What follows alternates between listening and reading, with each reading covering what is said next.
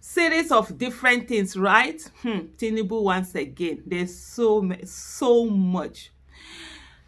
First of all, we'll start with this first video, and let me allow you watch the video, and then I'll do a bit of analyzing and just explaining and having a conversation on that video.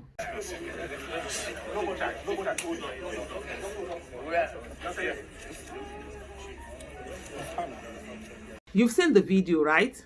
This is where you see a Tinubu who is sort of like a bit lost and asking, where are we?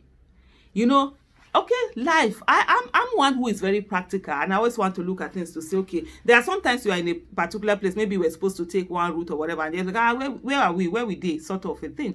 But this is not the case here. You could literally say that the question wasn't even about where are we at this, maybe we're supposed to go right, we have gone left, or no, but where are we even as a place, as a town, as a state? That's what the question was sort of like, and that I can't understand, honestly, because how do you get to a whole place, a whole town, and you don't even know that that's the town that you are at? So that's so strange. And you could see the people inside there answering, oh, one was like, oh, we are here. And I think the other one realized that he wasn't asking here as in the particular location, but here as even the town. And then the other one said, oh, Lokoja. And I think from the back, there were some governors. I could see Ganduje. He turned and looked at the one he was working with in such way. And you could hear, Subhanallah. You know, as Muslim, that's the kind of expression we always say, Subhanallah, when we're sort of like perplexed, when we're surprised, when you're like, what's going on? You know that kind of thing. It's an expression that it's used of often. And so you see this to see people who know that this is someone who really does not have the capacity in terms of physical and mental capacity to be able to lead a nation, and yet they are propping him up because of their own selfish interest.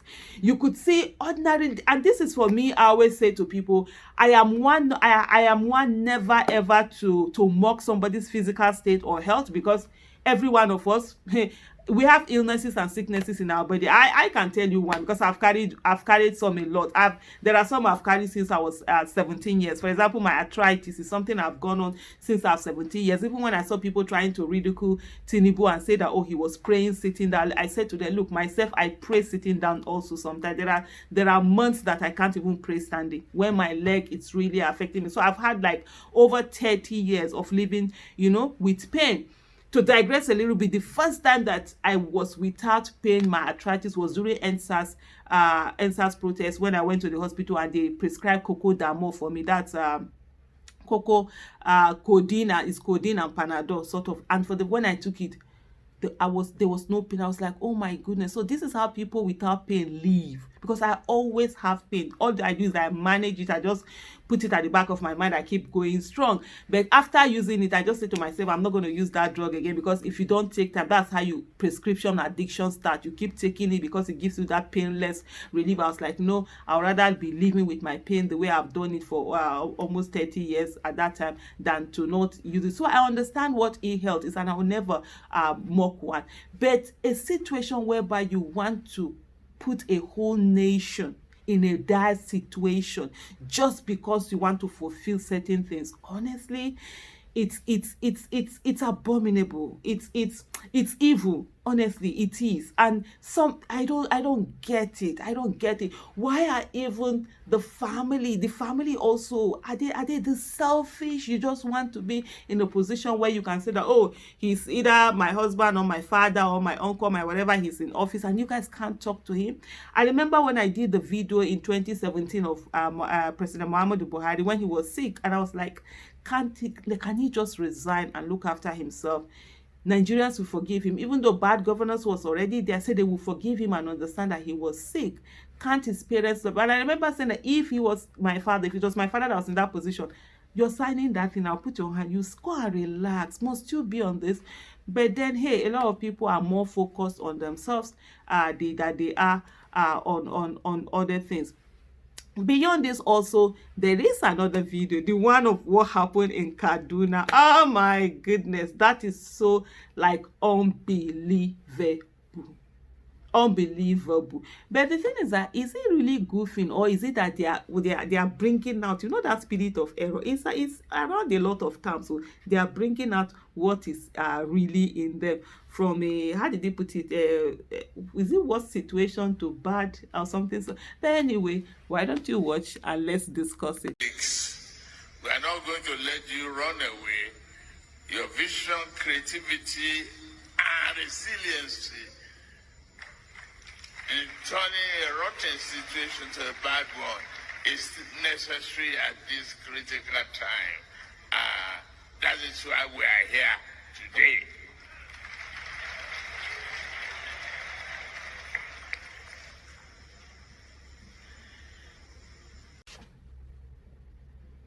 As a week, now so I week.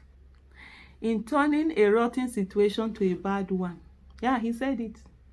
Is that really a slip of tongue, or what is really in the heart? You understand? The slip of tongue would have been that, oh, making it a fantastic one, but it's really what is in the heart. The inside came out and matched the outside, so there was nothing this thing.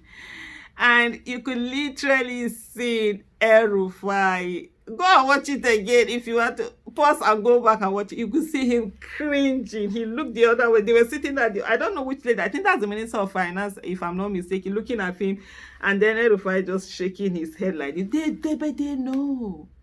They know the implication of this, yet they want to unleash this on Nigerians, because yes, no matter what, bad governance will not affect them. Worst case scenario, they leave the country.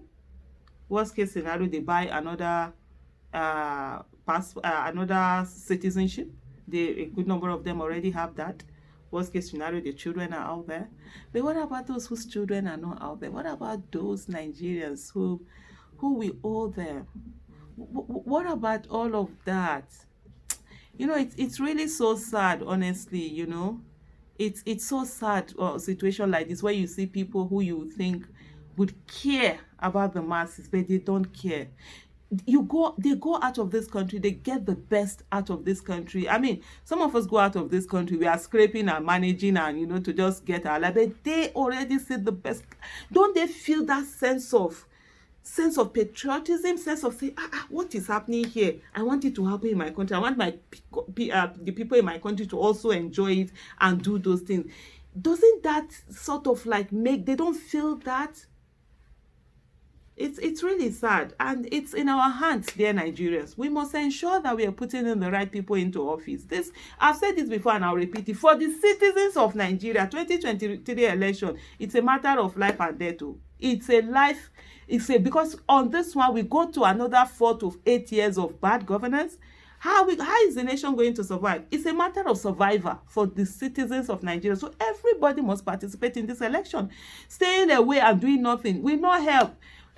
Praying to God will not help, because God has given us the capacity to do the right thing. So this is our prayer. This is it. God is saying, go do it. Go use what I've given you to do the needful, and get what you're supposed to have to get you to that nation that you've always been yearning for. So we have to put our hands together. We have to do the needful. We have to ensure that we get into offices people who have competence, character, capacity, and people who have empathy. For me, that empathy is number one. Because when you have empathy, you will want to carry people to the level that you are. Even if you don't have the capacity, you go and look for people that have the capacity to do it, because you care. That caring. When you don't care, even with your capacity, you will not even be bothered. And then when you now have the fortune of having somebody who has empathy and who actually has the competence, that's amazing. Dear Nigerians, we can't stay away. We can't stay away. See some of the things they are pushing out to us. When people show you who they are, believe them. I think it's Maya Angelou that said this thing. Believe them. Is it Maya, right? Is that her surname? Is that Angelo? Me and name say. Believe them. Stop trying to do permutation, explain. No, that's not. I say a lot of people are trying to explain this statement he made. No, it was this one, slip of tongue, slip of this. Yes, slip of tongue that revealed what is in the heart. That's what it is. And are we not tired of having presidential candidates whom Their spokespersons, their supporters, their proxies are the ones that are still explaining to us what they meant after they've spoken. We spent 7 years being told what Buhari meant after he has spoken, and now we want to bring in people. We are looking at people that want to come in that they will still be explaining to us what they meant after they've spoken. Can't it be from their mouth to our ears? Do we need proxies? We don't need any proxy. I don't need anyone telling me what somebody has said. Like what he has said, I've heard him loud and clear. And based on that, I've made my decision. Dear Nigerians, remember 2023 election is election for survivor. Your survivor, my survivor, our survivor, the people's survivor. Thank you.